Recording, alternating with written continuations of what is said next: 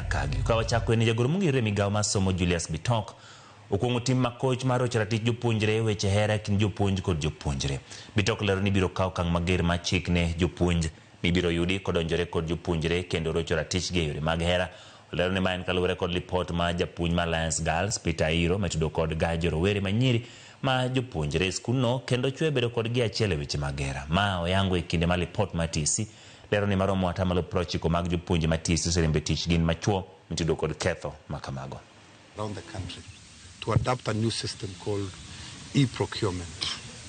The government has given a directive that all schools beginning this financial year must be on an e-procurement portal.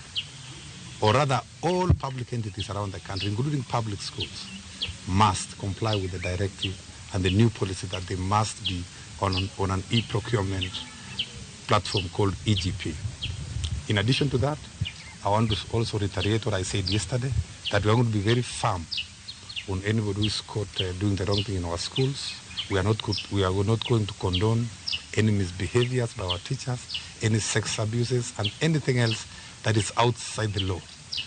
I have sent inspectors and quality assurance officers to Marsabit to be able to look into the situation of the complaint that came, that you have seen on social media, and we have directed them to be very firm. We also have a number of students who did not apply for university education, and I want to encourage them to apply.